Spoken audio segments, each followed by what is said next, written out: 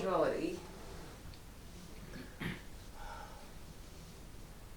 it's a seeing that there is no boundary, there is no separation, there is just what's happening. So you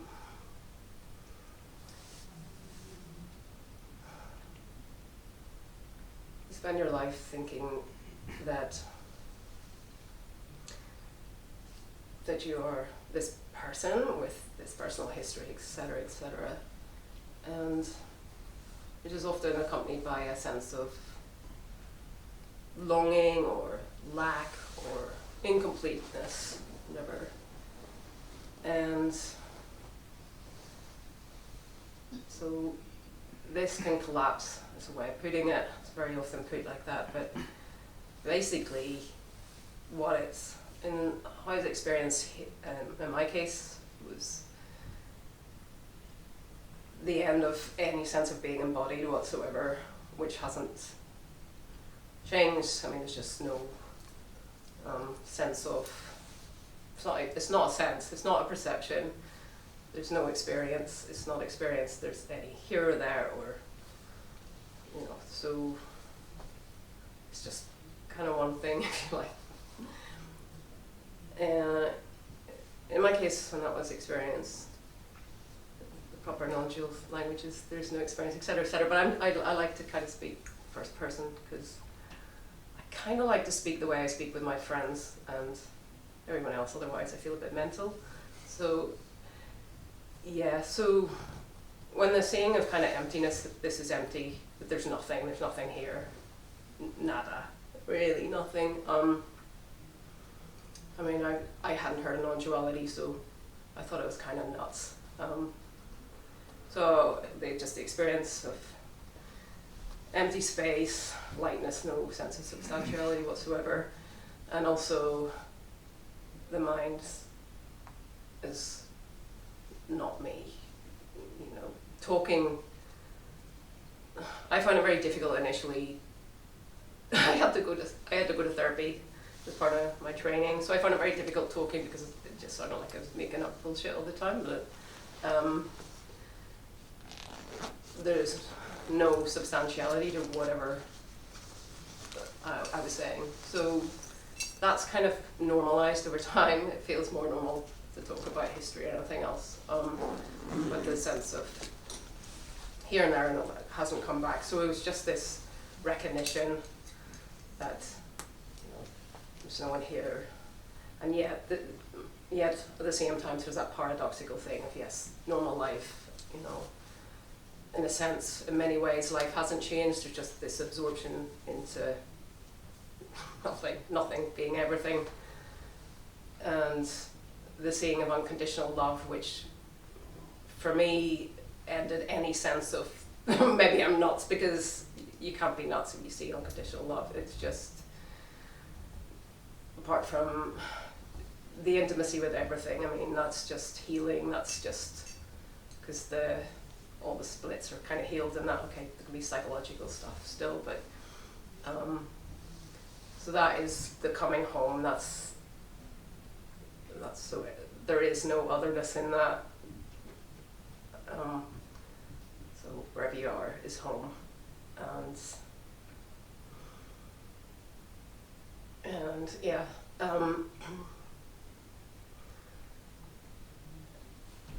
And the after effects of that vary from person to person as well. We'd be in amazing states of absorption in that as well.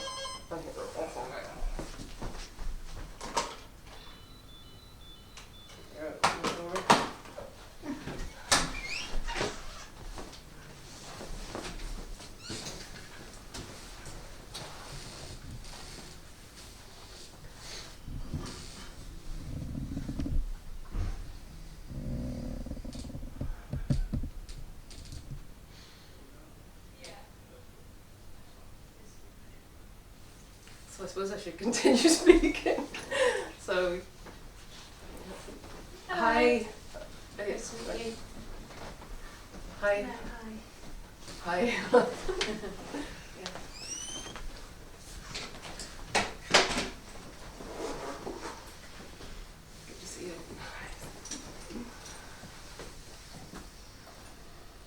yeah, the after effects, I was just saying, well, that can, I think initially, it can just blow away everything. Like, so it's absolute fulfillment.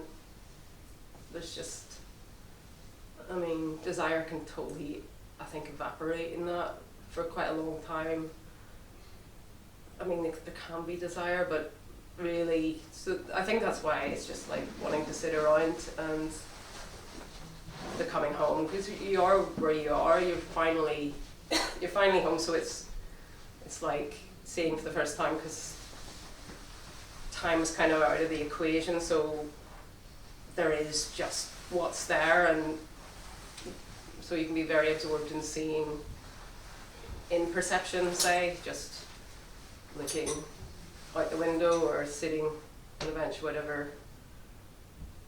It's intensely restful, and at some time for me, maybe, I think life can start to move you again. There's this, I don't know if it happens for everyone, but so in my case, 7 years later, I suppose, I started feeling really re-engaged in life. Like, it felt very much like a, maybe this is too much, but like a kind of rebirth, like, you know, I could be interested. Because before that, I think things like reading, also, all that kind of mental stuff just seemed not exhausting, but just so uninteresting. It's just much more interesting to sit. So, but yeah, but like I say, as time goes on, this becomes more normal, such that you can really, what the hell is all the, you know, why are people talking about non-duality? I mean, it just seems so irrelevant in a sense, but sometimes it flags up quite big in the sense of, oh yeah, it's just like kind of the emptiness, I suppose, of it, you know, can be quite striking at times, just that nothing here. I find that quite odd at times, sort of like, but it's hard to remember what it was like to feel like this was something inside this and that being other, so, you know, otherness is collapsed. And but whatever you say about this, I think, can make it sound maybe more mysterious than it is, because it's, and yet it is mysterious, I suppose.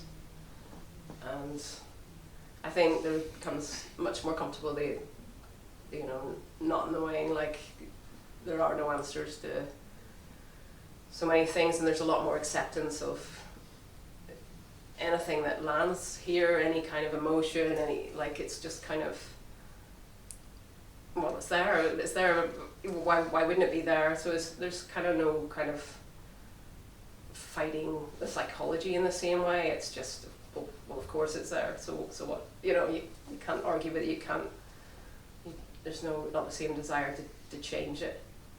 There can be a desire to change it, but even that's accepted, so it's a kind of at oneness with your experience in a kind of way, even if it's in rebellion against it or conflicted, whatever it is, and a sense of kind of okayness,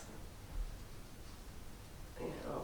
But you can have your moments, and any time, I sort of think, try to universalize any aspect of this, you can end up in weird circumstances where, like, this, you know, life can actually be really shit sometimes, like, as well, like, and like, oh my god, you know, this is suffering. Because I would say in the first few years, there really, might be wrong, maybe I'm misremembering, but I don't think I could really speak of suffering at all.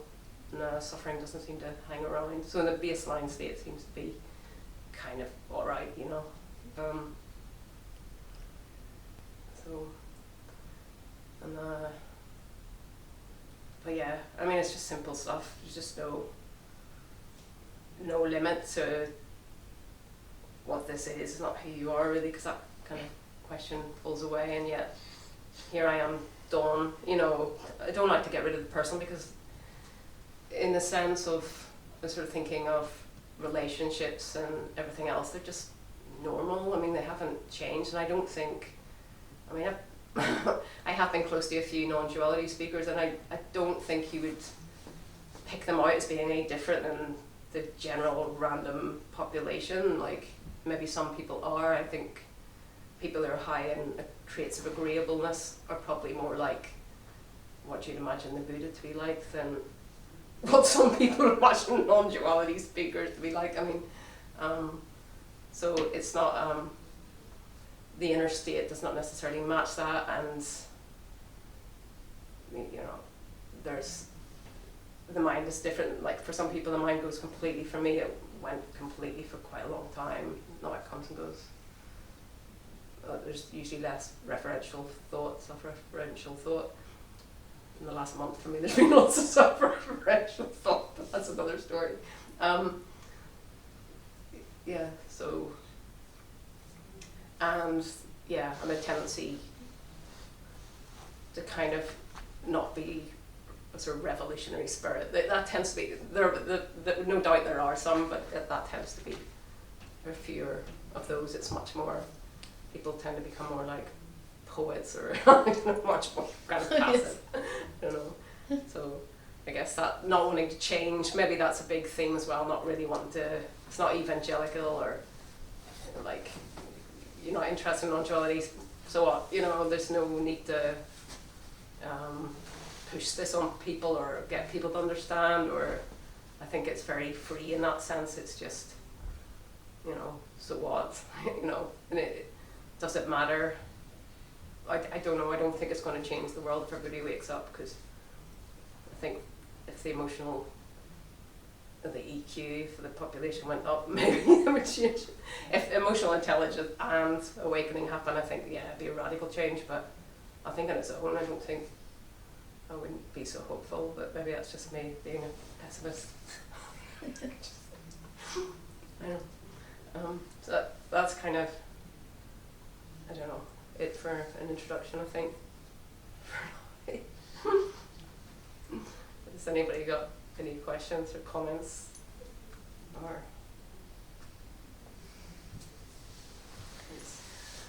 yeah, How does your work as a therapist? Are you a therapist? Yeah. How does that work? How do you negotiate your sort of sense of who you aren't with therapy and people? It's a funny one. I mean, is the question then of, like, you can't do anything, or is me as a not, because I don't, you know, like, or the sort of impersonal nature of it, is it that? Yeah, from your point, well, your experience, or whatever you call it, how do you fit that into someone who's believing that they are someone with this problem, blah blah? I don't think it makes any difference. No. And to be honest, I mean, it'd be interesting to hear Bob's take on this. But I honestly don't. And like, I used to always sort of think like a non-dual therapist would be the best. I'm not so sure. Like, I think basically you want someone who gets whatever it is you're suffering from, like, who's kind of expert on that or knows something about it, and you know, I don't know. So it doesn't change how I am, I don't think. I think, though, before the shift, I would say, you wouldn't probably have wanted me as a therapist. I'd probably be sitting there really in my head and going, oh my god, what am I saying? You know. So that, I guess that kind of flow, like, it's sometimes I'm aware of that in therapy, like, just the way everything naturally kind of unfolds, and there's no kind of needing to control it, because it kind of, like, even though it's a kind of role, because it kind of just looks after itself, so it's contained, and you know, you don't, it's quite relaxing, but I still go for the same, because the personal history is the important stuff, and so it's still, you know, depending on what they bring, because it wouldn't not in every case would you go into personal history, depends, but I mean, most of the patterns emerge from there, right? And so it just, but it's interesting, because a lot of people think that, you know, they shouldn't go for therapy, even though, you know, after awakening, but I mean, I think there's a lot of non-duality speakers go for therapy, so I don't know, maybe they all do. Yeah. Yeah, I think there's a lot of illusion around it, like, that it sort of makes a difference. And to be honest, I mean, I don't know how the practice would differ, like some people who, does your practice differ? Do you sit there and go, because you're a therapist and you're training, aren't you? Do you mind me saying publicly? No. I think I'm where you're at. I agree. That's really interesting, because can you imagine like going for therapy, because some of them like say, right, you've got an emotion, oh, let's look at it, it's energy, you know, what is that, the mystery of, I'd be like, fuck off, you know, like there's so many people don't know what emotion is, do you know, like. Yeah, I mean, I guess the thing is you need to meet the client where they're at, right? You know, I'd love it if every client came in, walked into the room and said, actually, show me the door to the other side. Wouldn't that be amazing? That would be great. I wouldn't have to deal with anybody's shit or anybody's story. But that's not the reality. People walk in with a story that they need to process, and that's therapy, isn't it? Yeah, it is. But I mean, I quite enjoy that. I mean, I quite like the puzzle of life, like of a life and the story and where you're stuck. Like, I mean, it's interesting, and I think there's that space for curiosity, isn't there? Because I think I wouldn't even been interested, but whereas now when I meet someone, it's like the fascination of what you're bringing, where it's, you know, it's a puzzle, and you know, and it can be solved. I mean, not solved, but an insight. You know, the truth will set you free. There, unless you're tied up in different ways, like in relationship, if you're, I don't know, someone's prisoner for financial reasons or children or something like that. It will set you free. I think it very often does, doesn't it? You see differently, and that's that whole thing of like, you know, when you're in a certain, when you change direction, you seem to almost draw. You're attracted to different people, aren't you, when you change, and vice versa. So I mean, I think it's interesting, but some people remain stuck forever. Like, that's just, you know, I know. But it is interesting that a lot of people sort of think, well, you know, how can you, well, you know, and if there's no free will, that kind of thing of like, well, there's no one here who can do anything. I mean, I don't know, you know, like, yeah, that's quite a scary one. I don't even think in those terms. I mean, but your emotions, do they pass through quicker or? Yeah. Well, my defaults are just good. Like, if I'm going through, like, if I'm in a really. I find it very difficult to have a lot of emotion now. Oh. For anything. Oh, okay. Yeah. To some things I can, but not like before. Yeah, I find like if I'm in an extreme situation, like I can still be wound up like being in it. But that's. It's not neurotic then, it's actually you're facing something, you're dealing with something, and maybe it's, given your character, it might be something you don't cope with very well. But I'm the same, the intensity seems to be much more level, not flatline like most no.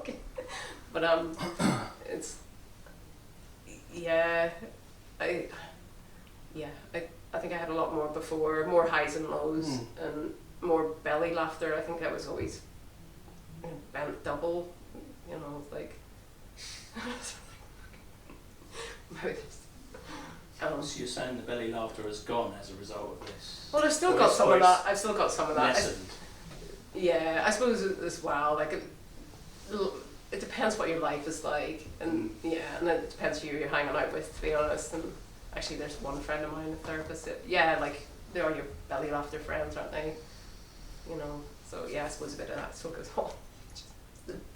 The shadowy parts, you know, I don't know, but not that kind of, I don't know, because I lived on the edge, and I think because I wasn't invested in the future, but it was different, you know, like this, that you're not invested, it's not that you're not invested in the future, you're not living, you're much more comfortable where you are, I suppose, you know, if you look at it, you can feel things, but I think I just dropped any notion of the future, but I was not very neurotic, I was self-destructive, but I was very, very free and very, very playful in that. But it was freedom of the ego, like it's so different to this.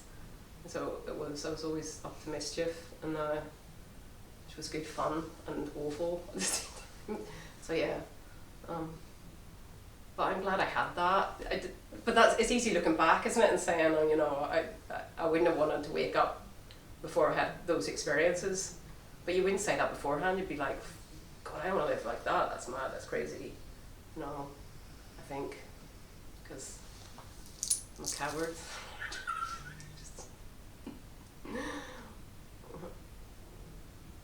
But yeah, I mean, and as well, like, I suppose if I have a problem, I'll talk it out with a friend. I think I've said that. Like, if you've got friends, you're a therapist, you just, you know, they chat with you about their stuff. So, you know, but I like to talk things out more than, for me, it's never really that sitting with an emotion. Like, a lot of people, that works for them, just dissolving an emotion. I just like to have a chat, and I think that's more how it works for me.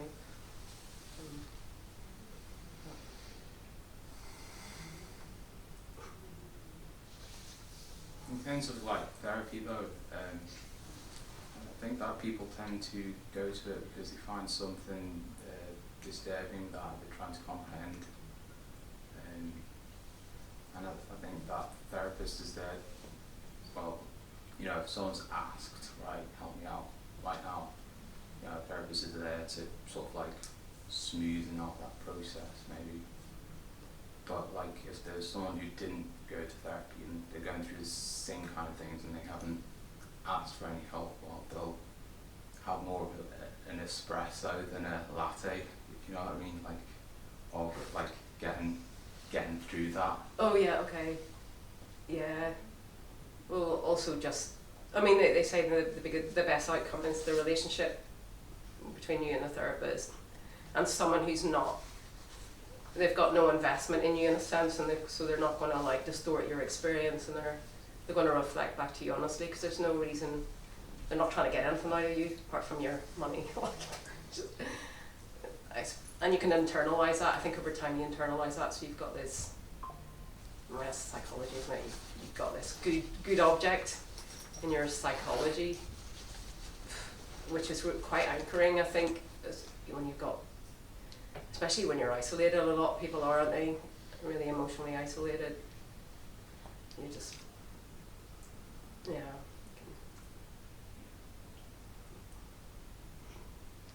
Yeah, like, you know, I think a lot of people, you know, they grow up and have experiences and stuff, and some of them can be quite traumatic. And then, you know, if someone said, right, you know, they have an understanding, or maybe, you know, someone like Jim Newton or Tony Parsons, right, maybe just imagine, like, you know, they had a really crazy experience, and then,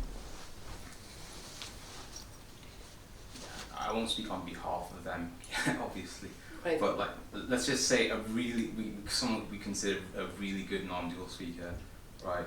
They could have like a traumatic experience that's still pretty mad, right? But you know, they could still seek a therapist because, like, you know, like, you know, complex problem, or like they just, you know, get through life and do their normal stuff, and that becomes their therapy, and like, yeah, like, you know, it comes in so many different forms, doesn't it? Like, you got talking therapies, but you know, you got like, I don't know, playing football, or where, you know, you just, you know, it's more like that. Yeah, it's like a catharsis, I guess, that you could get through that, or I don't know, something that just kind of smooths it out. The thing with that doesn't change anything. Like, you know, like you sort of think of all the like poets and writers and expressing everything they feel, but if they don't go down to the roots, they're still stuck in that fundamental fantasy, and the pattern's still playing out, and it's not it's not the end game, but I think it's like the same thing as therapy. Well, unless it's like, I mean, like, for example, I could like be friends with someone who's going through some tough shit, right? And then, like, you know, I might try to, you know, they're going through some stuff, they're talking about it, and I might like choose like to, you know, make them feel better and stuff, try to give them hope and things. But to me, that's like you know, maintaining them where they are right now, and sort of like in a way even lying to them, and like what would be the true thing to and, say? and in that situation, you know, I let them feel what they feel, you know, because I don't know what they're feeling. I don't know. I don't know. They know what they feel. But they're expressing that, right? I mean, Yeah, but I might not know exactly what they mean, or, you know, in a way that they understand. yeah, sure. Yeah. No, Yeah. I get that. Like when I play badminton with like friends, you know, it used to be like, you know, they do like like a rubbish shot, and people be like, oh no, it's alright, it's alright. But now I'm more like, yeah, they feel like they lose, but this is like a really good moment for them to like go through that feeling of loss. Okay. All right. Okay. So you just. So I don't become a part of that, or I So you don't want to change their experience? Is that what you're saying? You feel like it's. Yeah, I don't want to. I don't want to manipulate them in a way that sort of like changes their experience, or Okay. that they might, you know, have me as a grounding thing. But don't you think? I mean, okay. So I'm talking to someone who's suffering, like say a friend. I mean, it's just none of that's going through my head. Like, there's no intention, but it. It's automatic. Yeah. Well, it's just exploring. I mean, and that I mean that makes me feel better. But I know what you're saying. I know what you're saying. There's something in that for sure. But like, I guess I don't have an agenda to make them feel better. Like, necessarily. Like, take them out. I think that desire to change someone kind of goes. You know, maybe not 100%, but pretty much. Because that's intensely irritating, isn't it, when somebody wants to change? Like, I think that's one of the things that falls away. If there is a difference between, you know, wakefulness and not, well, maybe that's one of them. You're kind of, Well, that thing of, like, that shouldn't be there is kind of gone somehow, like. but like it just kind of gives me more freedom to just be more straight up with them. Okay, yeah, okay. Like if they're just, you know, maybe before they were being really annoying, but I was maybe saying, yeah, it's okay. So you're more comfortable with them actually being where they are? Like, you're not, because you don't need you don't need to manipulate them, but it sounds like you're comfortable with, because most people feel uncomfortable with somebody's distress, don't they? Yeah, actually it's about them, it's not about... yeah, it's uncomfortable at first, right? But, you know, then it becomes a me thing. That becomes my uncomfort. I could start projecting onto them what I think they're feeling. Mhm. And that also could be unhelpful for them. Like, that could also be isolating to them. So, you know, just, you know, step back, like, and also if they start acting in a way that's toxic, you know, that doesn't get mixed up anymore. Okay. It's just being straight up, like, what are you doing, man? Yeah. But, I mean, we always saying over my training was like, truth with love. Like, just don't be totally fucking honest. Like, I mean, that's that sort of, which is quite a good expression as well. It's like, so I wouldn't be honest, you know, like, I'd be careful with what I said too. That loves like the milk to the coffee. Oh, right, okay. Yeah. Yeah, okay, fair enough. Yeah. Okay. Yeah. Well, some people can just handle it. Some people are really robust and can really handle, you know, confrontation and stuff, and some people can't they? I think I think a lot of people struggle with their feelings, and I don't think it's a job of a therapist to make people feel better, but I think it's their job to make them better at feeling. Yeah. So you're better at feeling, so you don't become overwhelmed by your feelings. You have your feelings, and you begin to understand them at a better, deeper level. So you get better at feeling, rather than trying to make people feel better. Because when you're trying to make people feel better, that's your agenda, as you were saying. But if you let them feel what they're feeling and allow them to become better at feeling. Or to shift their own perspective. Yeah. Like teaching a man to fish instead of just giving them a fish. Yeah, don't try and change them, allow them to change themselves. Yeah. Well, you can make me feel better if you want. I'm quite happy with that.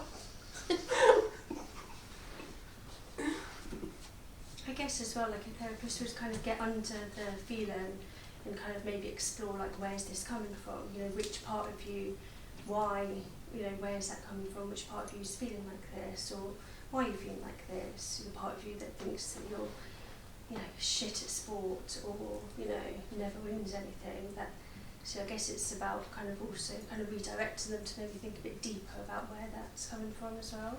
Yeah, yeah, for sure.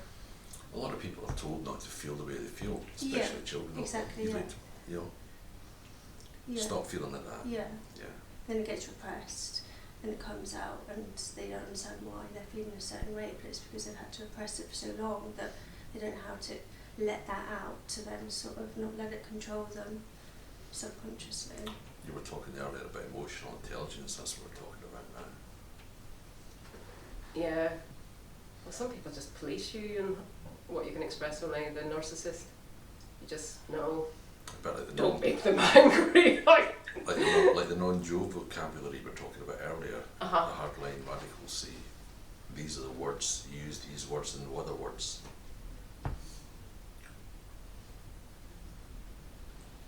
Yeah, I mean, I suppose the only difference between the radical, well, I like to reference the relative because it doesn't, I think it's just as misleading not to as it is to, because you've just got a normal life as well. Though you, I mean, I don't know what anyone else thinks of this, it's just, and I was talking about this because people seem to have this idea that, I was mentioning this earlier as well, like, that it's different somehow, like your personal experience is different. And it's not massively different, like,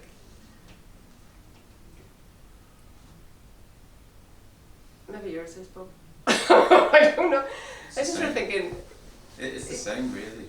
But okay, but don't you think? Because if you say no person, and all, I mean, it sounds very reified. Yes, there's no boundary for sure. I mean, but there is just. I mean, It's more like a, you know, fuller experience. So it's like the same stuff, but you're less like stuck in your thoughts and stories. Or you can be stuck in them sometimes. Sometimes I am stuck in those, but not for not in the same way or whatever. But mostly because there's a lot more freedom from that. But for me, I would say I have relationships. I wouldn't say there's no relationship. You know, my relationships are important to me, but there's not that maybe dependency. Maybe it's not quite. There is a more detachment, but I think a healthy detachment. Yeah. I don't know.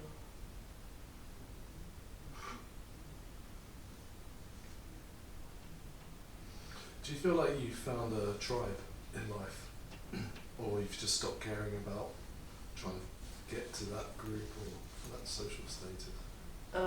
Tribe.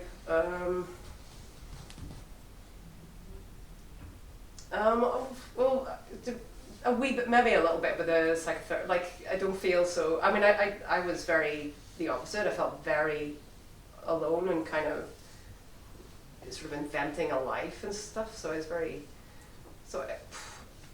tribe. I mean, I wouldn't put it that way, but I think kind of something like that. I mean, yeah. Talking about like a sense of belonging to something. Yeah, and I'm sort of using the word tribe as in you've got you feel like your friendship group and your place in life matches. Yeah, I mean, I've never had loads. I'm very introverted, and actually it's quite good for me. I mean, I'd usually have one or two very, very close friends, and I've actually got acquaintances, which is kind of new to me. That's kind of recent. It's just quite nice going out and, you know, just having that kind of, it's not so deep or whatever as well. Like, but yeah, no, I do. I think through the therapy maybe there's a bit of that, you know, non-duality. I don't know anyone in the non-dual world anymore. I used to have boyfriends and non-duality, all that kind of stuff. But so yeah, so I don't, not that, but yeah, it's a kind of tribe, I suppose. What's your experience? Well, I've always had this sense that I don't belong where I am, and I'm trying to get somewhere. So I grew up in Southend-on-Sea, and I never really connected much with the culture of it.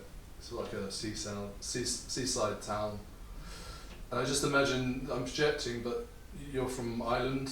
Yeah, Northern Ireland. Northern Ireland, so you came here, and presumably you felt a bit of an outsider on certain levels, maybe. Oh, definitely. Yeah. So it's different, but you kind of get. I imagine that perhaps you were looking for other Northern Irish people, maybe, or. No. Well, fair enough. That's why I left the country. I mean, I certainly wasn't looking for other people from Southend. Okay, fair enough. But I suppose I've always been looking for an atmosphere or a group. And I loved COVID because I got to escape my work group. Okay, right, okay, that was it, anti-tribe, right. That was fantastic. Okay. Yeah, and anti-tribe, perfect way of putting it. But I feel like now I work freelance, but I'm just sort of like, I found emptiness. Oh no, okay. But I'm just sort of still kind of hoping to one day be in a situation where I find where I actually integrate. Oh no, it's nice. I know what you mean. Like there is that, like, because that whole non-dual thing of like there's no aloneness, but there's no sense of being lonely. Okay, but there is that, like, there's something about being in a community. Like it feels kind of nourishing somehow. Like it is. It's like we need that as, human so beings. that need hasn't fallen away. You just sort of. Well, I wouldn't call it a need. Oh, I mean, it's not actually a need, but it's Preference. It feels good. It just feels good. Like so your ability to integrate has got a bit better then. yeah, I think so. I mean, it's not ideal by any means. I mean, I feel quite cut off in certain ways, and people get you. They get bits of you, don't they? Like, but it's all right. It could be better. Like, work in progress. But yeah, it's not as bad as it was. Yeah, like I say, I'm better with different kinds of, creative. But I used to hate that, be totally isolated. Is it painful for you? Are you all right with it? I'm surprisingly all right with it, and I'd say in the last year I also largely rejected my close family. Oh, that one, okay. On I'd say quite logical, objective reasons. Okay, it's still painful though. Well, it's just sort of this sense of, I've got a few good friends that kind of know me, but really I'm kind of pretty alone, like. Okay. And it's been positive in terms of empowering myself to do that. I'm just sort of wondering, maybe I am being a little bit anal, I don't know, but it's funny, I'm sort of, don't regret it, but I'm sort of like, I don't see what's next really. It just seems like more of this sort of state of having pushed away people or just having asserted my needs and addressed that they're not being met in these communities. But then I'm sort of away from any community really. So you're waiting well, hopefully that sort of phrase, nature abhors a vacuum, like something will pour in, like. Yeah. I guess that's the hope. Exactly. But I'm also aware if it's me, if it's something more on my side, then it won't dissipate until I see through perhaps my resistance to it. Okay. So I'm just, I don't know which it is really. And, I'm trying to accept possibly both sides, but preferably the one where I feel right. Okay, yeah, sure. Well, that is tough though, if you've got that sort of, get rid of the family thing. Like, I mean, it's just difficult. There's a party you never resolve. It's lack of resolution. But yeah, it has to be done sometimes, doesn't it? It's so painful.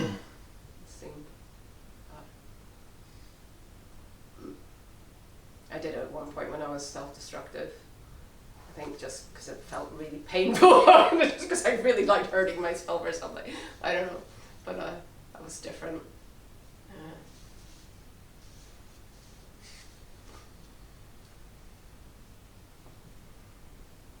Did you make a choice to become more like social then, or how did you kind of get out of that space of being alone? I mean, I don't think so. So there's just like, before the awakening, I suppose I was quite isolated. Had kind of one friend I didn't see very often, and then after the shift, I don't know, I just went to some spiritual meeting or became friends with someone. I just seem to attract non-duality people, and then like I always had someone, but yeah. I mean, if you're an introvert, it's different anyway. I like proper introvert. I don't know if you're, maybe there's more introverts into non-duality. I don't know, but you know, because that's where you recover. It's on your own anyway. Do you think that's true? There's more introverts in non-duality? Probably not. I think they're quite. I don't know. Maybe not. It probably isn't. Is it? Like, I think most people are kind of somewhere on the spectrum, and I think I'm quite extreme on the introversion, where it's still viable. I'm not, you know. I think I'm more sociable than I was. I like being. What are you? Are you extrovert or? I would say introvert. Introvert. I like introvert. Well, introverts are choosy. They care who's in their world, whereas extroverts are, I'll do. Cats and dogs, isn't it? Yeah, that's exactly what I was thinking. Yeah.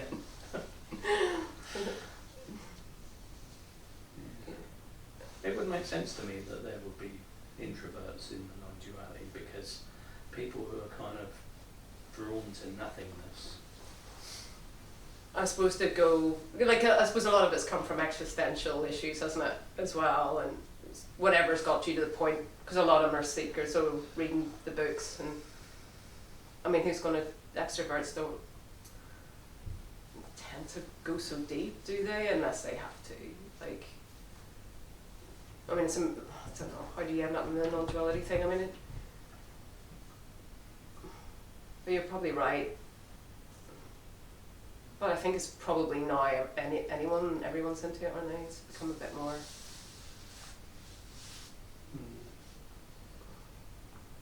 I would say the extroverts end up being tantra teachers, and Yeah. the introverts do non-duality. Yeah, maybe. Yeah. Yeah. Or cult leaders. Leaders, this goes. I wonder if that just grows up around some people, though, that it's not their intention. I'm sure some intend it. If you're like a psychopath, you'd just be like, just like that. But sometimes. I wonder what it's like to be, what they feel as a cult leader. Are they aware of that, or do they just think they're doing a good work? Probably feel quite natural, wouldn't it? Because if you're better than everyone, Yeah. but then they're probably quite innocuous, so they'd be overt narcissists then, They or know psychopaths. they're better. Or They know they're better, but it's being confirmed by all the people Yeah. around them, so they're happy. So you're probably less likely to get a moody, narcissistic psychopath. They're probably quite happy all the time because they're getting all this sort of adoration. Yeah. So you could probably even criticise them and they won't go. But yeah, it's probably quite natural. But maybe anyone could be. I don't know. Do you find yourself rubbing your hands together and cackling from time to time? Oh my god! Yeah, that's so weird. Just randomly. What do you mean? As it started. Insane.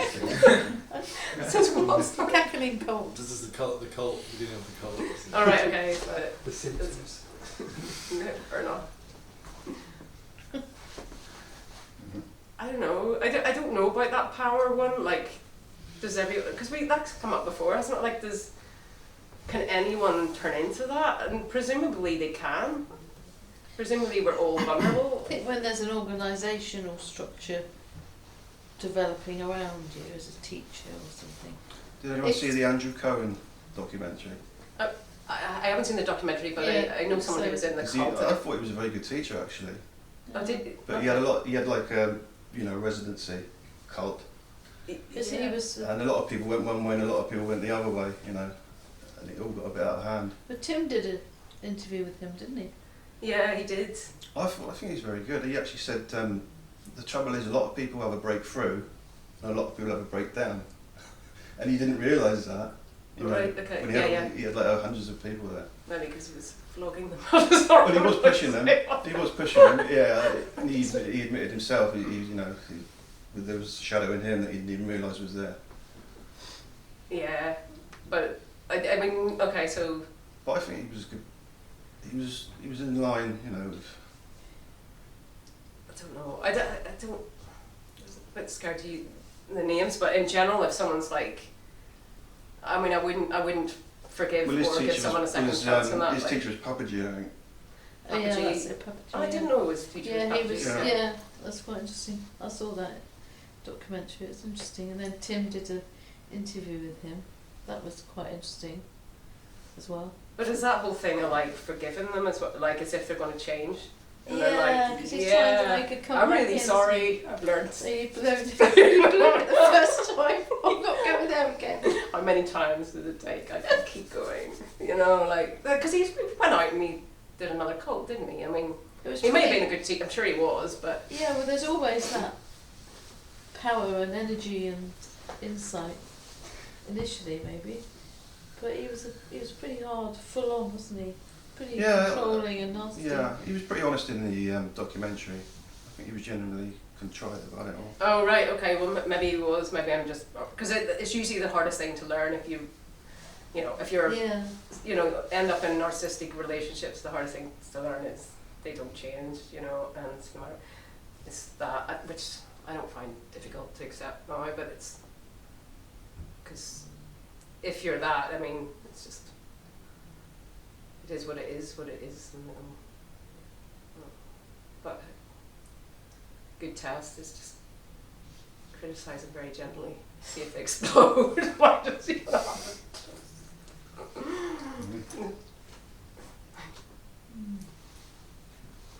It's a very human condition, isn't it? Power leads to people attracting people, and then a unhealthy relationship between those two. Well, it looks like certainty, doesn't it? It's so alluring that, like, particularly in this field, it's like, fuck, and it's said with such authority, and probably in a really clear way, really defined, or, you know, like someone like me, I'm a bit sort of, well, you know, I'll just say whatever, you know, like, we can't help but be attracted to that. It's like, this person knows the way. I mean, It's funny, I've never really wanted to get to know the speakers or the gurus past being in the meeting with them, but other people aren't like that. Like, I went and saw Muji for many years. It never really, I was never really interested in watching him 24 hours a day, but there were plenty of people that would be up for that. well, what if he wanted to be your friend? You wouldn't have. Well, it's like in a professional atmosphere. If my boss really wanted to be my friend, I'd be like, no, like, I want to go and do my own thing. Oh God, I would have hung out with any of them. Be like, oh, it's so special. He wants to hang out with me. No, like I would have. The projection, I think, probably that kind of. I don't know. I don't know. I've just gone through phases though, because at one point I was, you know. I think they've got a radar for that. They've got a radar for those who want to hang out with them, and a radar for those who just want to go home afterwards. But don't most people? Yeah, I mean, they do. like. Yeah. Because that's the person at the front of the room, and it's alluring, like. And you know, even after awakening initially, I mean, you just like, because I think it takes a while for those projections to die down as well. Like you sort of think, you know, I don't know. I mean, I've got a whole history of doing that. Like before non-duality speakers, it was philosophers. It was like collecting them. Stalking them.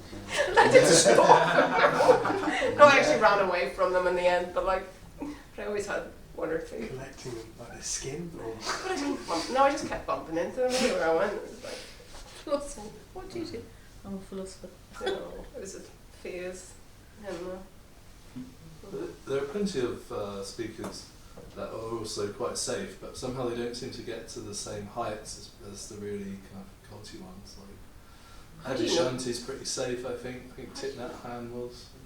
How do you know though? Like what? Because I honestly, I would not make an assumption about any of them. Like, I mean, I might, you know. Adishanti, you can sort of tell. I mean, he's not in it for. I think he's lovely. I know he's retired. I've never met him, but everything I've heard about him. Or for example, Rupert Spira, who's happily married with a child. Oh, you I don't think they are anymore. Oh, really? Are they, is it, are they, Someone in really Paris checking? told me they were. Oh, really? It's going around. No, I know that. Oh, let's have the gossip. Oh. I'm obviously not on the right website. Actually, it's, It won't be your first Google result. but honestly, there's none. Like, okay, you've got your prejudices.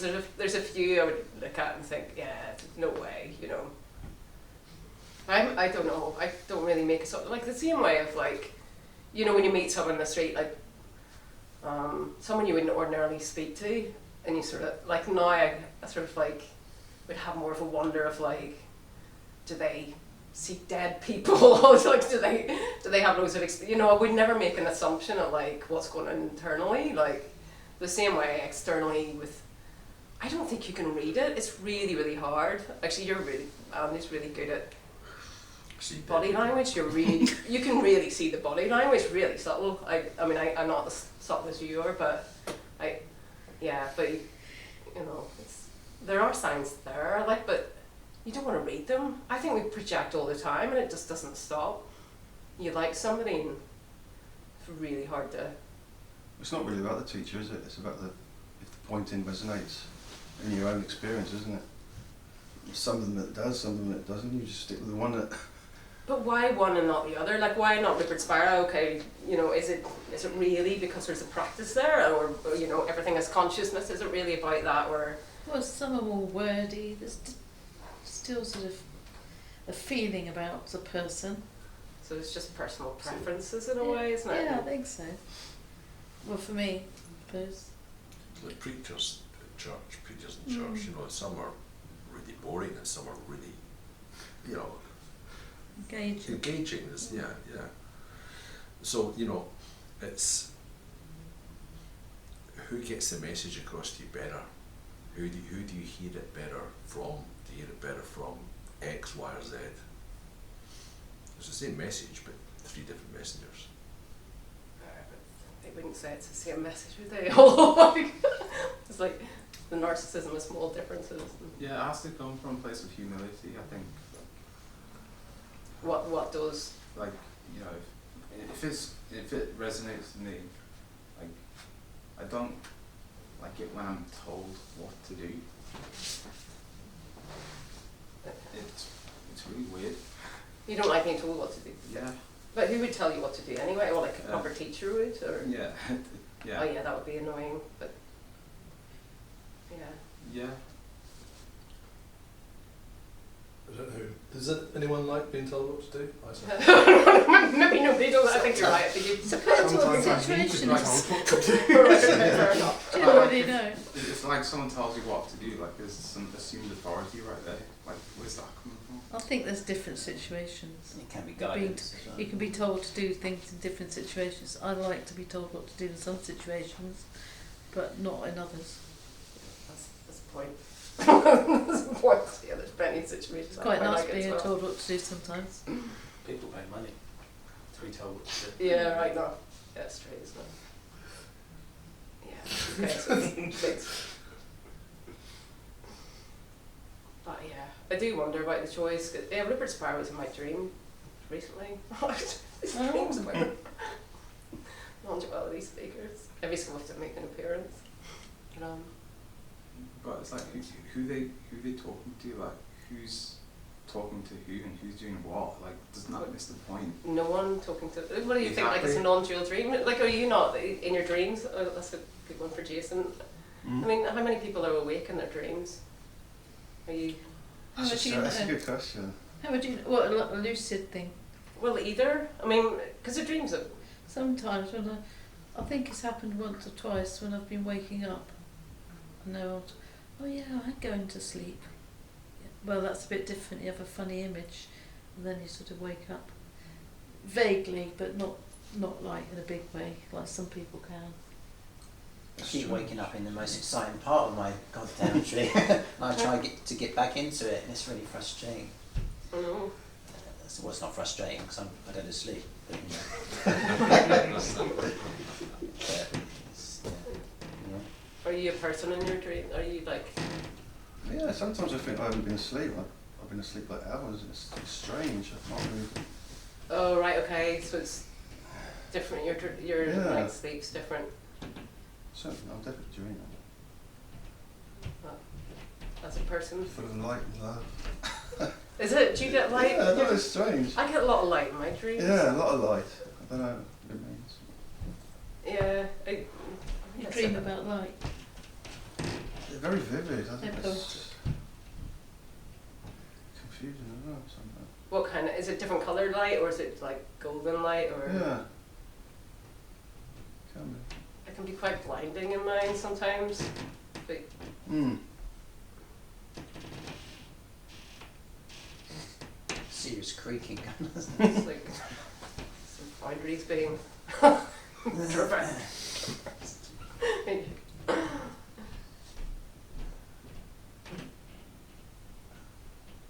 Is it just light in your dreams, or does it I don't. happen? You can't remember. I All right, can't okay. remember, All right. honestly. Bob, do you get light in your dreams? No, I do not. Okay. my dreams are seldom enjoyable.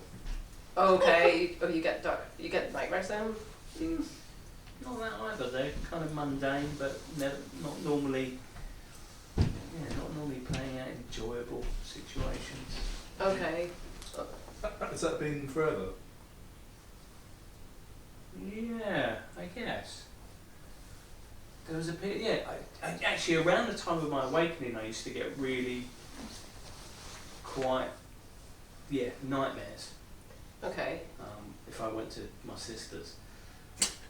Huh. I lived on a beach in Thailand, but if I visited my sister in Washington DC, suddenly I had all these very dark, violent dreams. It's Okay. being in Washington. Yeah, I think it is. Yeah, I think it's the collective consciousness, to be honest. But also, it was kind of a balancing of my very light life, kind of had to have the opposite in its dreams. Ah, almost, right. in Okay. order Yeah. to Thailand balance is. it out. Yeah. Yeah. Now I mostly just dream about being at work, which.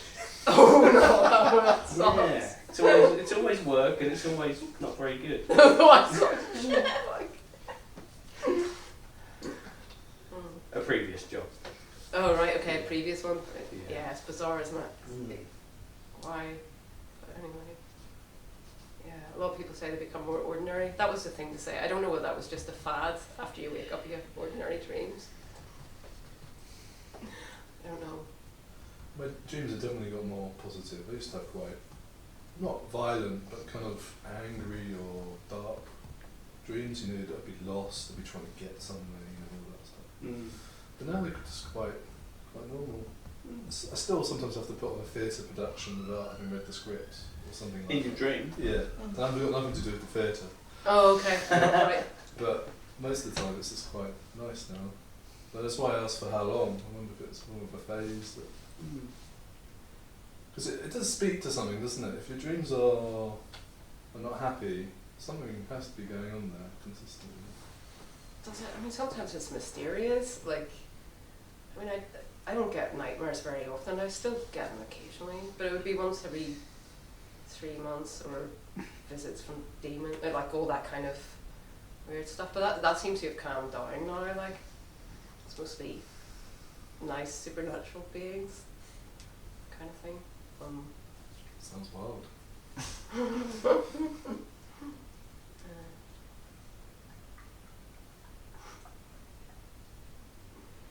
Yeah, I had a weird one about 2 weeks ago now, like where I was woken up from my sleep by a woman, a kind of well, she wasn't from here, breathing on my face, but purposely just going repeatedly, and I was out of my body. I'd come out, and she took me away, flying through. She took me to this building and told me to follow the hours, blah blah blah, to meet someone. I met someone.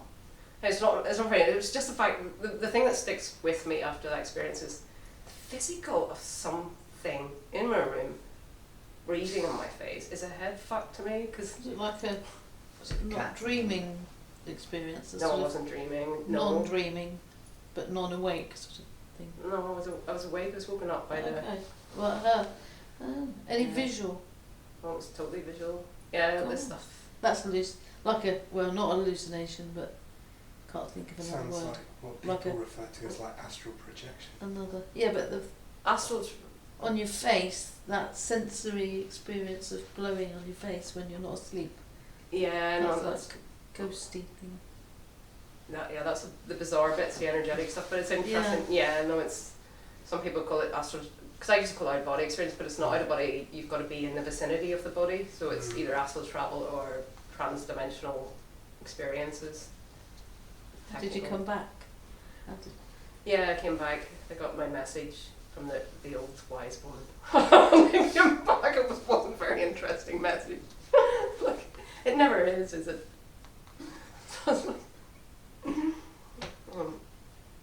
Yeah. That's the thing. Like, it is frustrating that, like, all these encounters and why the banality of the responses, you know, they're not. Yeah. They're very, very ordinary, and it could just, I don't know, it could just be that it's really difficult to, I don't know, convey anything else. I don't know. What was the message, if you don't mind? It's just I love you. That was it. Oh. At least it wasn't something horrible. God. were your eyes open when you went off? But yeah, they were. Yeah. Oh wow. Lovely. That's nice. About with near-death experience where apparently brain-dead people are perceiving from non-local consciousness. Oh yeah. I was watching something about that the other day. It's really interesting. It's, Well, yeah, I mean that's crazier stuff, isn't it? how can it, the brain's dead but they can see everything that's going on, they can see what the doctor's doing and they speak to him after. So it says that consciousness must be the point of perception to a certain degree of the time. Yeah, Which 360 maybe vision and fits in with that, the dreaming, I don't know.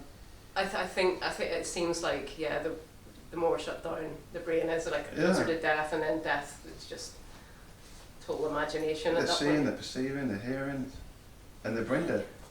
Yeah, and I know, and yet people don't want to hear that. Some people still don't want to hear. It's weird, isn't it? Well, there's just hundreds of subjects they did, the tests with. Yeah, there's a lot of empirical evidence that sort of like it's sort of what they see is accurate and. So how much is it brain? How much is it like consciousness, non-local consciousness? Yeah, I can't really believe in consciousness kind of thing. The brain do, but does anyone these days? I suppose people do still, like people who are not. Well, at some level, it's quite interesting, isn't it? And the life review and just like all of it, and the fact that like kids meet, like, or you meet people who are you don't even know are dead, and in actuality they are dead, but on the other side, like it's baffling. I don't know whether it's reassuring or not. I can't say, like, because it doesn't seem to me like death is possible, but I just don't know whether I prefer it to. I don't know, mixed feelings about it. Do you want to come back? Do you want to reincarnate? Who wants to reincarnate? But no, Don't can't give you the rush. answer now. Yeah, Is your Do you? yeah, nobody's a bird, isn't it? Oh right, it's a bird? Okay, alright. As a cult leader. That's a cult leader, okay. Oh, that's cult. Yeah. I watched a lot of those programs because, the non-duality thing, like, oh, you're not in your body. Is that your Well, knowing? yeah, it's not. Yeah, So you're that's not. why your experience is. Yeah, there is no body. There's no. So because I haven't had that big shift, I watched all those programs to sort of convince myself, well, that is possible. Because I suppose, I don't know, maybe I have a really strong belief still about it. But you can encounter. I mean, some people encounter God. I think that's quite minority because most people come back and there's no dogma. Yeah. Anita Morjani. Anita Morjani's one is fascinating. And she's very grounded, isn't she? She's quite. Yeah. There's something very lovely about her. Yeah. I don't really know much about non-duality, to be honest, but I wanted to ask about is there a God? Is like So I study a Kabbalah, and the nothingness is God. So I kind of wanted to, just is there a concept of God or there's not? No, I mean, you can't rule it out, so there's just oneness, so, empty, there's nothing at all, and nothingness and is everything at the same time, so it's both. But there's no, the thoughts of God and that whole thing tends to drop away, which isn't to say that there couldn't be something like that, but possibly experience when you're died as an entity or something like that would be an archetypal form, but not powerful. Couldn't be because whatever it is, it's just one thing, right? It's just this. What about the concept of like love? Is that is that part of the nothingness or it's not? Is that That's the seeing of everything. Once that's seeing everything is love, really. So it is just unconditional. So it's all accepted or embraced. It's just intimacy. In a sense, not with everything, just intimacy. Like God. No, I mean, I don't. You get, I suppose, even mystical. I suppose Christian mystics and stuff. They don't believe in a God. It is just. I think, but I mean, you get like philosophers like Whitehead who had the idea of a God who was an entity, but subject to creativity, so not all powerful and. But I don't know anybody. I assume he was awake. I don't know, but does anybody believe in God? And I think it's there's an abuse of the nomenclature. Like when people talk about God, they kind of, on some level, hope that there's someone that's kind of looking out for them if they do the right things. I think non-duality lends itself more to an impersonal force, perhaps, which gives you what you need, but not in a very comforting way. It's more like the movement of the tide. Sort of, there's a vacuum that gets filled maybe if you resonate with on a certain frequency or you feel a certain emotion. There may be something in the universe that comes your way. But it's not like tailored. Yeah, because there is that power synchronicity, isn't there? It's like, which is sort of like, it's, well, not like causality, cause and effect, it's meaning, corresponding to meaning, which is often, thought corresponding to whatever, like bringing an event, because, similarity and meaning kind of coming together. And also prayer does seem to have real effects at time, like, like you do wonder, like, and again, the NDEs, it's not just, we don't have all the big picture really, do we, in a sense? I mean, there could be other stuff going on. Sometimes it does seem very much like you're guided, and like weird shit happens, and it's very easy to dismiss it, because I'm sitting up here going, what can I say?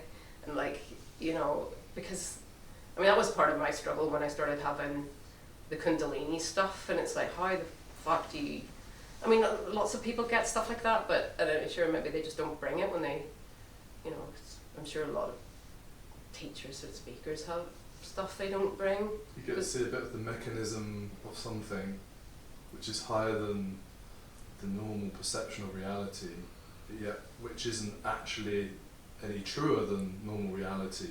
It's just very interesting, right? It's sort of yeah. And I think the concept of the soul, I mean, as psyche, because that's what survives death, isn't it? Just the personality, which makes sense to me. Why would it be any different? Like the body dies. I mean, it's not spatial. It's not in space or time anyway. The mind is it, so. I mean. Why do you think the personality survives? Just, I mean, I mean, my own experience of out of body stuff, and I had something NDE like. It wasn't anything like like it was just the being out of body, meaning 4 beings came through the wall, took me out, and I was thinking about my death and how did I die, like, so I had some experience of what it was like to consider how I died and my body being dead on a bed. So what was the question? You were like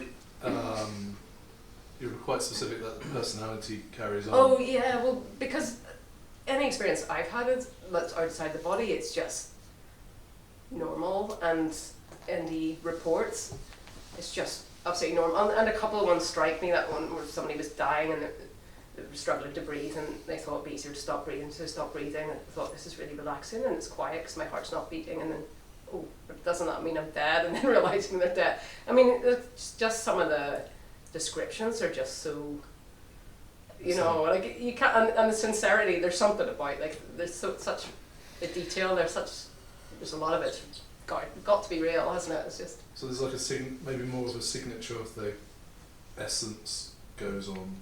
So the personality can be quite a, I don't know, faulty thing in a human, don't you think?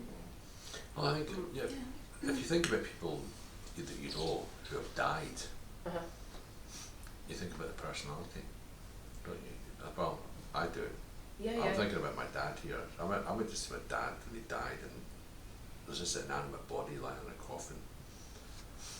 But I don't remember. I have a picture of my dad in my memory, but I think of his personality rather than his body.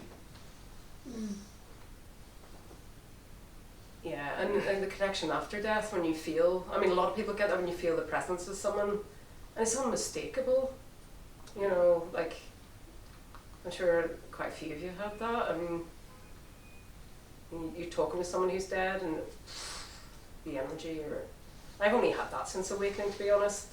Like, so my ex-boyfriends are so old, they're all dead, dropping like flies.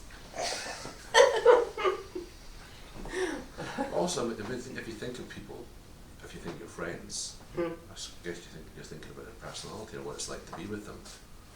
Well, you might think of the bodies and I suppose the body expresses the personality, whatever that is. Yeah, you might think about the way they dress or.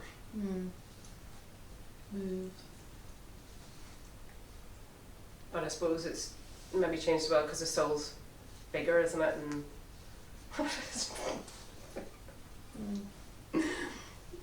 I suppose you wouldn't have some, like, even fewer hang-ups or whatever, like, once you've left, unless you go to hell, of course.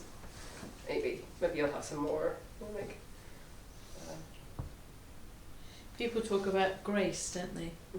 That's a sort of a God thing, but using the word God is like making something out, different to everything, isn't it? It's separating.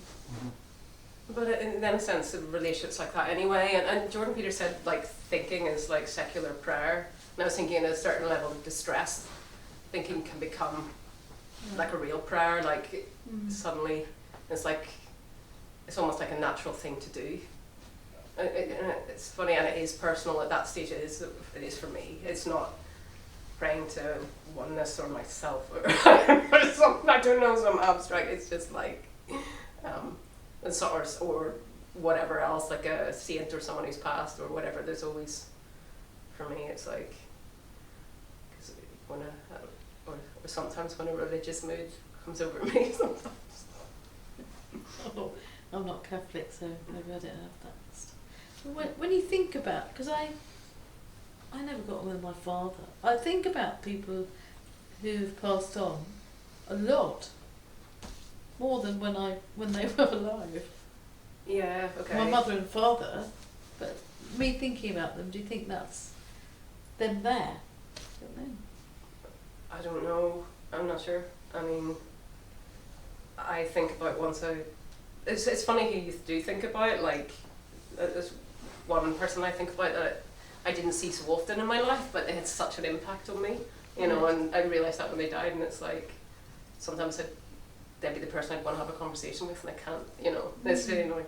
But, yeah, others. I don't know, it's so unpredictable, this stuff, but I don't know. I mean, I always felt the connection for a short while, maybe a few weeks. I haven't felt any connection to, and some I don't feel any connection to at all. Well, I suppose, thinking of one of the psychopaths I dated who's still alive, but I think about him very much, just relieved he's dead. That's a really sad thing to say, but I feel much better, much safer. Well, that's quite intense, isn't it, that sort of thing? Yeah. Is it a huge relief? What? Would you say a really big relief? Oh, what? The psychopath dying? Yeah. I didn't know he was a psychopath at the time. I wasn't that close. I saw him quite regularly enough, but yeah, funny enough, it was the way back from Glastonbury. I was thinking about writing my book. I thought, he's my book. What if he does something? And I googled him, and it was like died, and I'm like, whoa, fantastic, that's great. How did it? Was it just on Facebook? What? Was it just on Facebook? Like when you googled it, how did you? Oh, it was just on different Google sites. He's like different. So I don't want to scare you, but I knew someone I used to work with on Facebook. Lots of people said he was dead. He's actually here right now. It turns out he'd faked Oh, psychopaths do that, don't they? to get out of going to a job that he'd been recruited for. Oh, okay. No, I get that. But this one, I know. He definitely was sure I saw it. Yeah, but the websites. You saw it in the casket. It was official. It was the websites where he was involved in the work and stuff. Like, so there were a lot of things, tributes and all this kind of stuff. There was enough of them for me to be quite sure. Sounds like you've got But I a book don't in think you. You do With an have a iron book. in the library. Good riddance.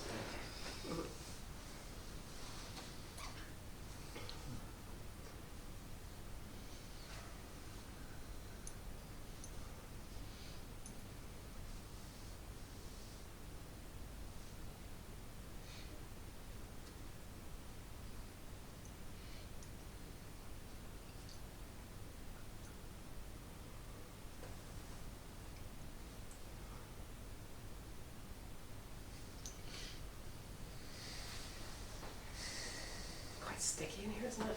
Really hot. It's everybody It's hot. quite warm. Bit stuffy, yeah. Feel a bit of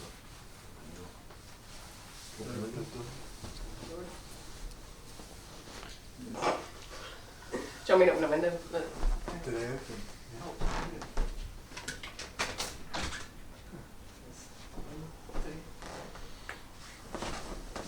So did you do any like kind of meditation practice kind of before you were kind of became awakened or anything? I tried, but I'd only managed like a couple of minutes. I find it kind of impossible. I'm sure if I'd stuck with it, I could imagine manage 10. Like if I tried. Yeah, no, I wasn't massively. I mean, I'd only heard of non-duality a short while before sort of shift, and I hadn't been to any meditation classes or anything like that. But I'd heard meditation. Then afterwards, because there was no mind, it was kind of just empty. So not much point. But why do you ask? Is it something you're interested in or doing or? Well, yeah, kind of. I do kind of meditate. I was just thinking like, kind of what was it that kind of like triggered this for you, or what kind of? I don't know. Was it kind of like I don't know. Was it kind of like a series kind of events that was kind of following each other, or was it kind of just something that was more like sudden? It's kind of regarded as acausal, like just nothing leads to it, so there's no. But then there's correlations with like stories of like stress and I think Steve Taylor he's a lecturer on transpersonal psychology, and he did a study on like failed suicides and their awakenings, because it's almost like something you think about surrender. Well, what do you do in that moment? So I guess there is that, but then again, how many people are in those situations and don't? I mean, there's probably loads. So. Are you recommending failed suicide? Oh God, no! Please don't do that. Please don't. Suicide's horrible. There was Nathan Gill who was awake and then he committed suicide. Yeah, I know. Yeah, that was really sad. He was ill though, wasn't he? He had like inflammatory bowel disease. Was that what it was? Okay. I don't think he had many months to live. Yeah, it was in lockdown. Really? I didn't. Oh God, no one said that. I wonder why it was so. I don't know if that's true actually. Is it not okay? I know some other things, but I don't know what like. Inflammatory bowel disease won't kill you, but it's pretty painful and unpleasant. Okay. I don't think he had cancer or something like that, but I might be wrong. Yeah, and Wayne Wares was the other one. I don't know any others. Yeah, oh, that's the one. It was. Did he live in a van? He did, and Yeah. that's the only way he could live. Like, Yeah. and then he got. He had a lot of pain. Yeah, it was that, and I don't think they could treat it. And I think on top of him not being able to live in the way that the only way he could bear life, it was just too much. But Nathan Gill, yeah, I mean, I met him a few times. You know, I don't know, like, he just seemed very, he would just say anything, but I towards the end he seemed very uncensored, and it's sort of, like, in retrospect you sort of think, well, you know, I remember when I was suicidal, like, I'd be sort of self-destructive in an obvious way, you know, you're laughing more, you're more, I don't know, maybe I'm just kind of... You don't feel those impulses anymore, though? No, I mean I had, no, I'm not suicidal. It was an ongoing thing for me. It could be in the background even when I was having the best times. But I mean, I can't, because I'm a therapist. I can't really be honest about stuff like that anyway. But there was, like, I don't know, but like there was a couple of nights last year. There was once when I did think I just don't want to wake up tomorrow morning. Like, fuck, you know, I just felt totally stuck. But and did actually pray. Can I say that? Pray to not wake up, and that's when I had the near-death like thing. Oddly enough, interesting. It was just wow, you know, like, because I did pray, and it's like. For me, that sounds like surrender, but not as well. Like, was that a moment of surrender? Or no, I don't think it was like that. It's just, well, it's something about, you know, did I mean it? Did I really mean it? What? Do you know, you pray, just don't want to wake up. Yeah. You know. So but, it was a sincere thought. Maybe because there's something, don't you think, like when you really mean something, there's power in that? Like, that for me is like surrender, though, when you're done on something. Yeah, maybe I can't do this, you know, but not the non-dual, but this, I was, like, so I just think that's why I quite like Wayne. Like, there's certain, I think for all of us, we've got our certain situation that we just, this happens to me, I'm checking out, man. Like, and it's just, kind of, it was a bit like that. No. But I sort of pray that I don't get to that level. You know, if I was homeless and had nowhere to go, then I'd definitely, that'd be the time. Yeah, that's I'm sort of praying to the universe it doesn't test me. Do you know what I mean? Yeah, I know. It's funny, but like, I think, of course, who you would be in that situation would change very rapidly. But you don't want to be that person either. You know, you don't want to be the. This is all right. Actually, this is all right, because you know it's not. I don't know. Yeah. It makes me think of that. Yeah, down out in Paris and London, the George Orwell. I read that. You know, the grind of poverty and struggle. Yeah. That or being trapped. Like, yeah, feeling trapped. But like that's a big one for suicide for sure.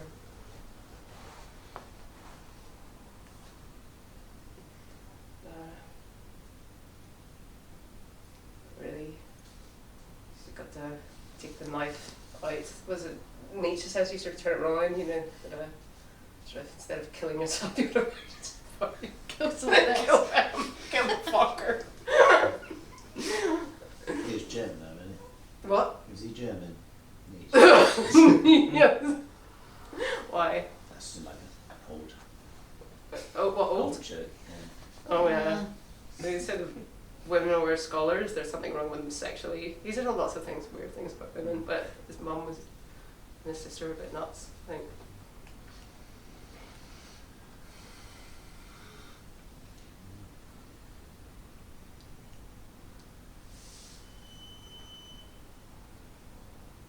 Everybody's thinking about being homeless. It would be alright if you were homeless but you had money. That'd be okay. Yeah, that's even better actually. It's like I wasn't really talking about homeless because you lost your home. I mean, you didn't have enough money. Okay. Like temporary, like a couple of days is all right. Yeah, even longer could be nice. Did have a nice holiday. Yeah.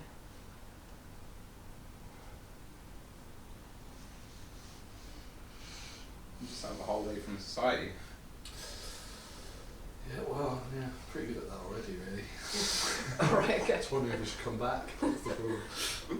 Oh, you just totally out of it? You're not, do you go for walks and stuff and just not see people and just work at home? I spend a lot of time working and I quite enjoy my work. Oh, that's a big bonus, isn't it? But that's it. And then you just...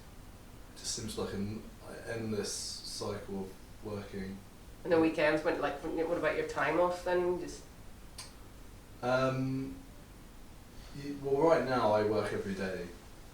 I do have some social stuff, but if I was to idolise my life, you know, I'd have a lot more people in it that I get on with. Okay.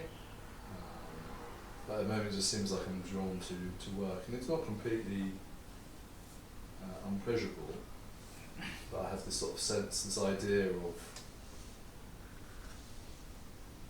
where I'm not quite so out on a limb. So if I got very ill or something, I'm not sure there'd be anyone to look after me and that kind of stuff. But these are ideas, you know. In fact, I was ill a couple of weeks ago, you know, bed just with a bad flu, and nothing bad happened. I was still able to feed myself and stuff like that. But it's just this sense of...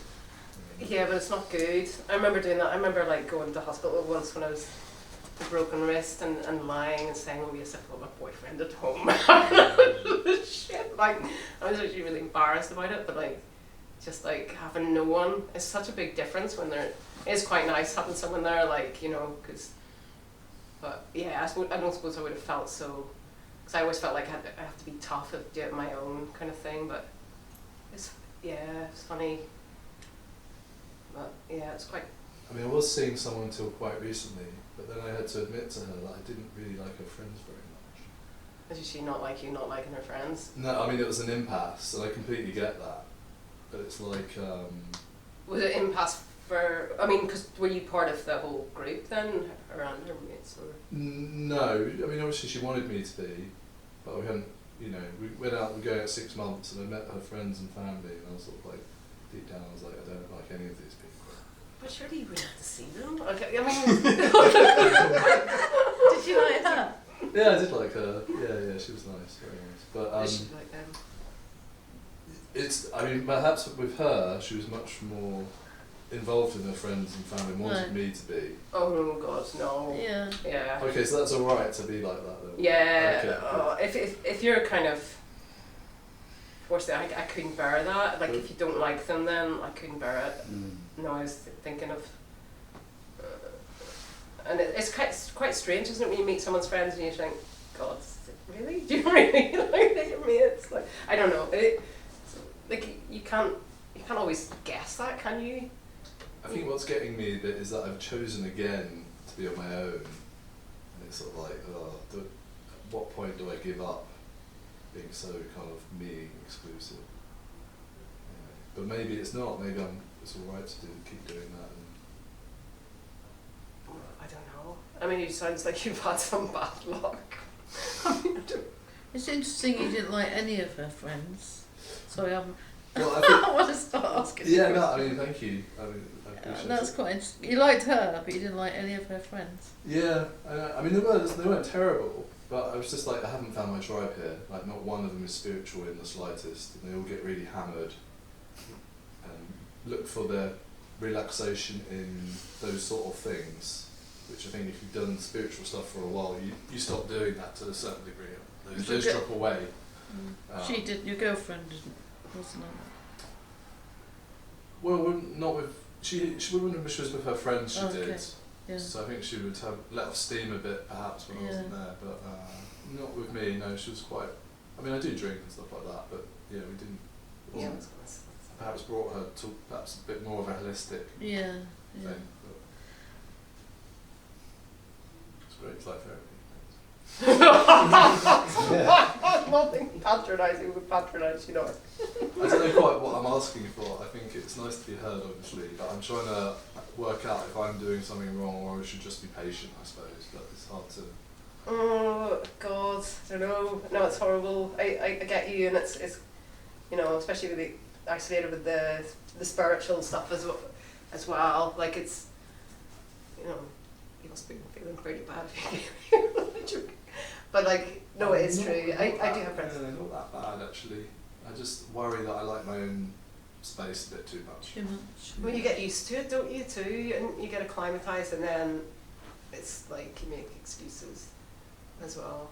Yeah, I mean, There's a peace of mind, isn't there, in your own company? Often, isn't it? You know, there's not so much noise, not noise, but you know, it wasn't. Yeah, sometimes. Things pulling you away a little bit. That's a good thing. I mean, you know, it can be, distraction is lovely, but do you know what I mean? Is that just the ease? You can do what you like, you can think what you like, you can say, or you can mutter to yourself all day long, you know. Do Yeah, no, what the fuck you like, you really, can't you? You know, there's no need, no judgment, no need to be something or someone particularly. That's Yeah. also start madness as well, isn't it? Well, Yeah. I don't know. Do you think you're going mad? I bet you don't. I don't know, really. You know, what is madness anyway? Talking to yourself, I do that all the time. Like, do you? Yeah. Internally, I do. I talk yeah. Well, I do. I talk to the I couples. do it sometimes when I'm walking. I do. It's like, Yeah, good friendship going on. And if something's funny, you sort of laugh and go, "Oh, that's really funny." Do you- Yeah, you sort of talk to That's who really you normal think for you me. are, I suppose.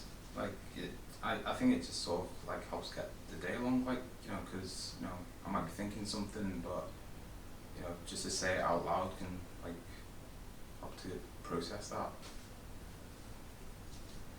Yeah, sometimes I say what I'm if I'm thinking something and I know it's like, God, what are you thinking that for? That's a really strange thing to think. Do you really think that? I say it out loud to hear it, how weird it was. That's interesting. I think that's quite a good technique. Oh my God! Write it online and post it. it's drifted off non-duality. Yeah. I think sometimes though, if you do remove yourself too much, you're almost not letting yourself sort of be in uncomfortable situations with people, and then you're not then, like some of my biggest spiritual sort of breakthroughs in terms of like people and relationships, because that's tough in life, is from being and turning up in that situation and then kind of figuring out, hold on, what is it about this that is, you know, really triggering me? What is it that I'm finding difficult? Why is that person pissed me off? Why is that other person pissed me off? And then to then look deeper. So I guess if you're kind of removing yourself so much that you're kind of not interacting with people, then you're kind of missing those opportunities for growth as well. Yeah, I hear you.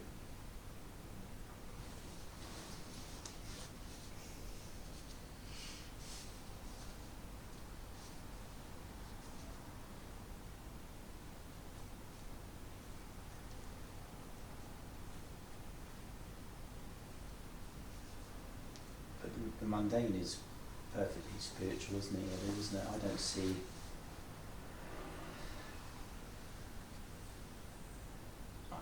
I just see everything coming in or up as exactly what's going on, and that is so that can be shopping, that can be stubbing my toe, or that can be having a conversation around this sort of field. It's no different, really. But when conversation varies, isn't it? No, not for you. I mean, it No, does. not really, no. Well, there's like gross beauty and like a subtle beauty, right? Like there's extreme situations or more sort of like stimulating situations where you feel quite uncomfortable, but there's also like that beauty in the mundane and the simple, and it's all the same, really. Yeah, it's just whatever's. Yeah, it's that, but you know, people hanging out with it's quite. I like people that are quite, you know, in touch with the dark side, you know, the whole sides of themselves, kind of integrated in that way, like, not afraid of parts of themselves, I guess. More freedom with somebody who's kind of a bit more authentic, I guess that's what I'm saying. I feel much more, I can say whatever the hell I want. Because you're constricted according to who you're with, aren't you?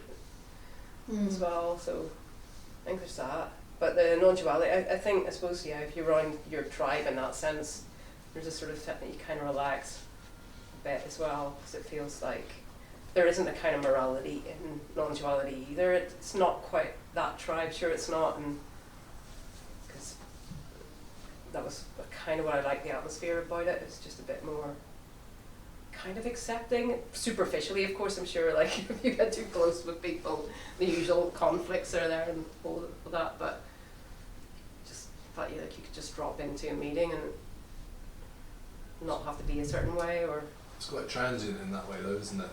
As in you're not getting, I don't know, if you're part of a Bible group or something, you get hassled to keep attending, don't you? yeah, I suppose, yeah.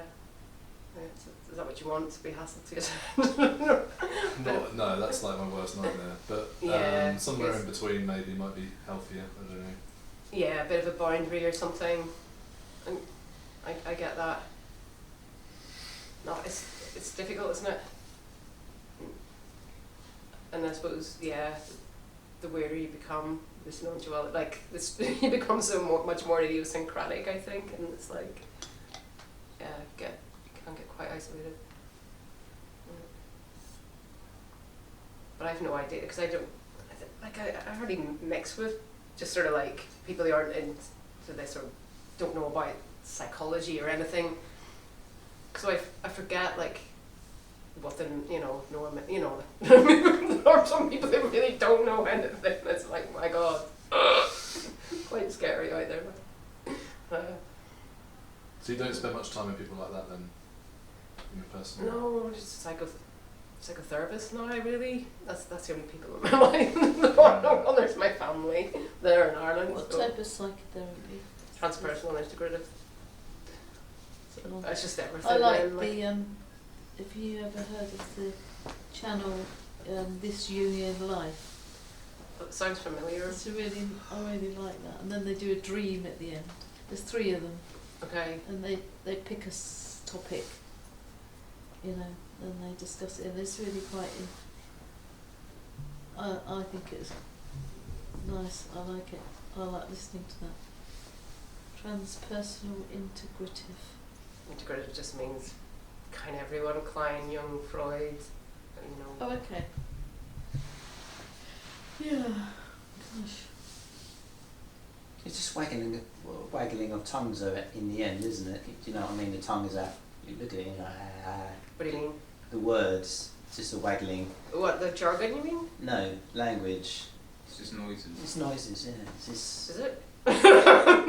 well, you look at it, it's It's got attached meaning to it Well, For- yeah. from a person. for humans, yeah, but Well, not beyond that.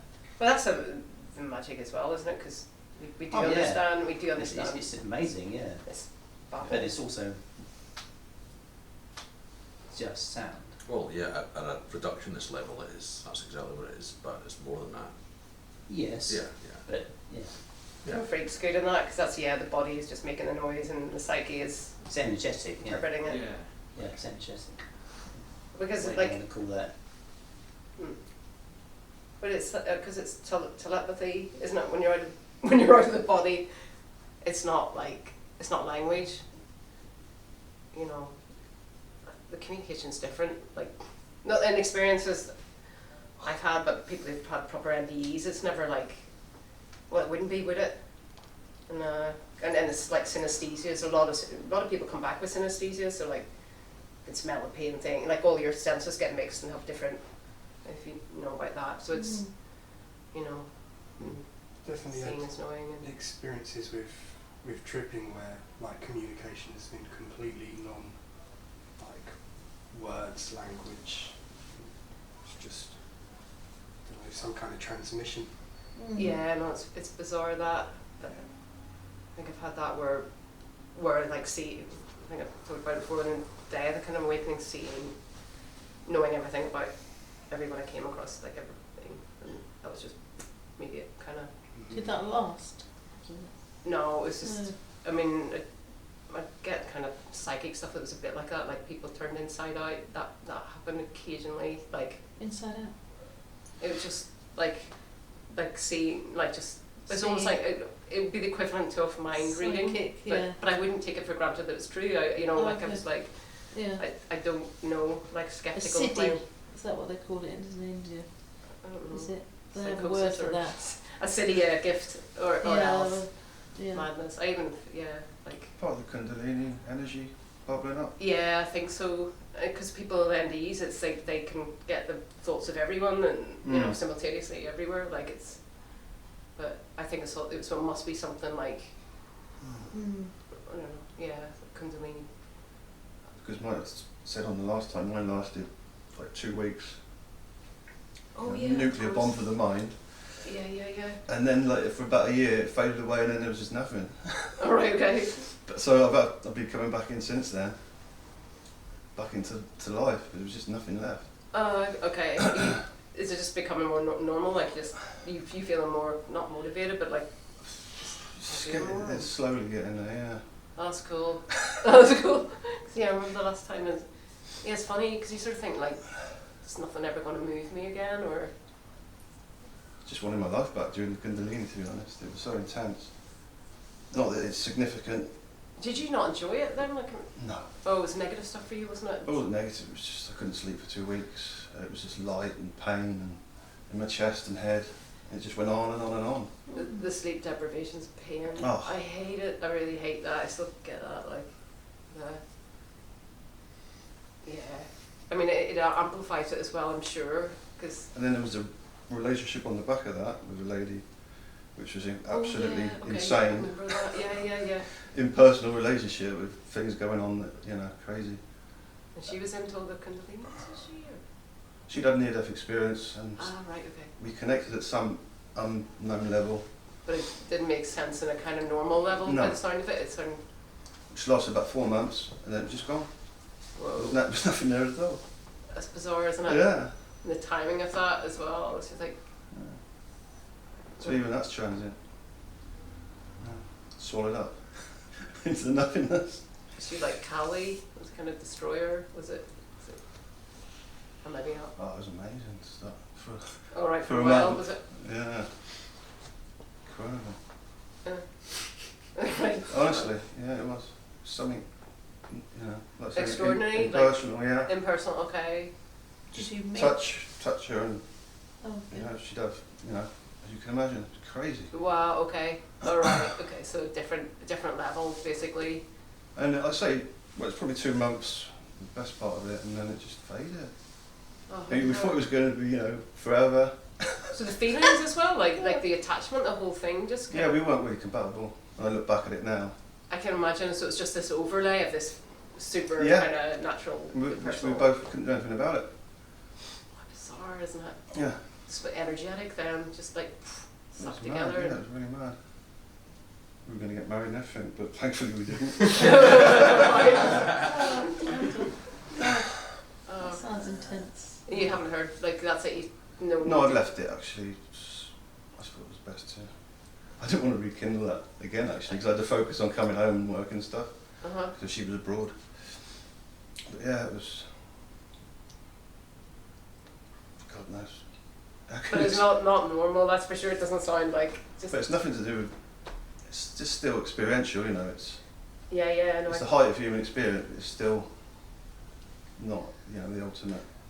Yeah, but it's.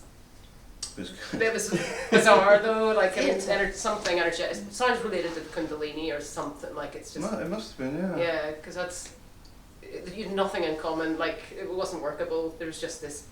There was instruction, but it wasn't. Yeah, it was. It's interesting. It is interesting, that stuff. Like why, like some stuff like It's like then it's the fall from grace. After like 4 months, I came home and it was just. Was it devastating in some way, like even just subtly, kind of? Yeah, it was, yeah, because you're on such a high and you've got to come back, you know, to earth. Also the dream, because that's it. So like. And then deal with people that, you know, not really on your level and stuff every day. Oh, Not sounding arrogant, but you know what I mean. Yeah. So yeah. Sounded like a fun couple of months ago.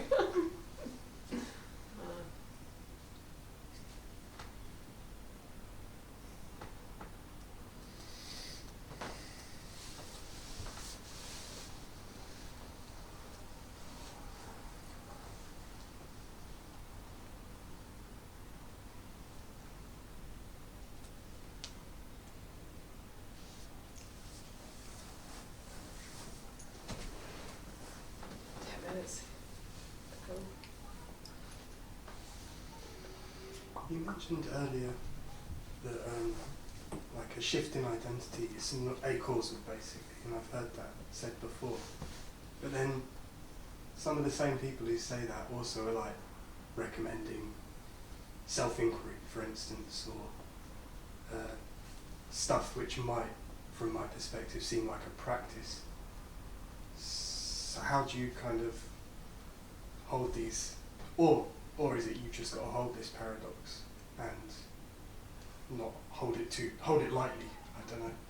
I have no idea. I mean, sometimes I do wonder if like pointers act like a Zen koan sometimes, or just like stunning the mind, or maybe. And some people get some real insights and self-inquiry. I feel like resonate with certain things. Like I might watch some video online from someone, and a particular video will just bring me really into the present moment, or I'll feel movements in my body or something. Oh, Kundalini kicking off? I don't think so. It's not Oh, very movements in your body, intense. spontaneous? Oh, I've had that, but Alright. only with like psychedelics. Okay. But like I don't know, just feelings which seem like, I don't know. Maybe I'm just creating a story about. I wouldn't worry about that. Like, I'd follow that. I mean, if Yeah. it feels good to you, like, why not just investigate that? I mean, Yeah. what harm? I mean, Yeah, I guess so. yeah. I mean, like a lot of people do get altered states and stuff from meditation. Mhm. Like, it's quite common and heartfelt prayer. Like, there's lots of openers. It's just that like ongoing kind of awakening and this like a permanent kind of shift. Doesn't seem to be instigated by anything like that, but like glimpses and all sorts of things can happen on retreats, and there's like, you know, if you want to experience, you know, there's so many drugs out there, like, you know, like,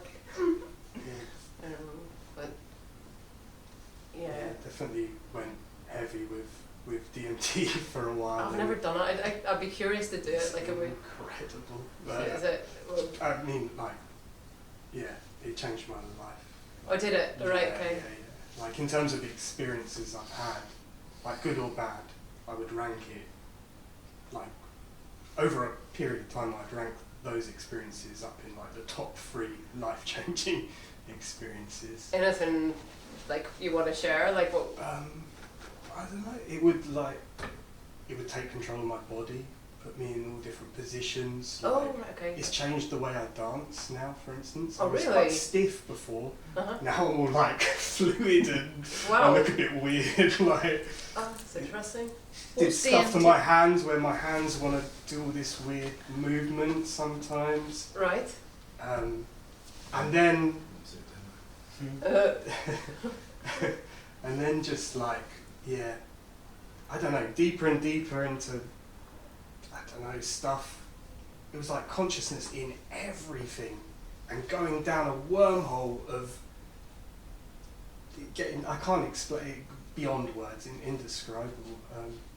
But yeah, coming out, I was grieving before I tried it, and then that just kind of brought me right out of that space and was like, okay, there is, the world is actually quite amazing. Oh, so you took it in a really like dark psychological space. You were grieving, and then Yeah, it was probably it was a while afterwards, like a year after my mum died, okay, and she was quite a spiritual person. right. but I always like kind of rebelled a bit against that in like from a logical, like, oh, we don't know, blah blah blah, how do you know this, like, I don't know, not less feeling. Yeah, get that. And also just that kind of rebellious nature against parents. Like, normally people rebel against the squares. I was like rebelling against the hippies. Goddamn hippies. But then those experiences was like, oh, okay, maybe she was onto something. Yeah, you got your money's worth. That's pretty awesome. Like the dancing thing's pretty awesome. Oh yeah, it's not. I really enjoy dancing a lot more now. Mainly on my own, because sometimes I feel like I look a bit weird, but yeah, I can really get It sounds really uninhibited and really free. it's Like, fun. sounds nice. Would you say you've like loosened out ever since? Yeah, up and down. Like I went through a period of being like, no drinking, no nothing, like trying to be super, I don't know. You go to a static dance. No, I've heard about it. I'm interested though. It's all right, yeah. It's been coming into my attention a few times recently. But yeah, up and down. So I'd like reject a lot of like things for a while and be really hardline, but then I felt like that was quite unbalanced. So I needed to like not be so hardline with that kind of stuff, and also like telling all my mates like, come on, you gotta come try DMT. It's like, yeah, I've stopped doing that now. It's like it comes at the right time if it comes at all. Like, it's Yeah, I my guess. feeling now. Unpredictable, isn't it? I was actually interested what someone after awakening, how they experience psychedelics actually. Like what would that be like? I did DMT for the first time 1 week after my awakening. Oh wow. Yeah. What was that experience like? Was it really ordinary? It was really intense and total. Mm-hmm. I have to say, yeah, I'd done a lot of drugs up until that point, and DMT, I did it and I was like, every drug I ever did, that's what I was trying to get. Every drug threatened to go there, you know, but yeah, that just went all the way, and it went within 5 seconds.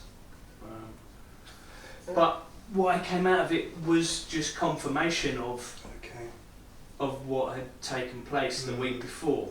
It just it cemented it, and it just said, yes, this place that you are living from, yeah, you're on it. This is it.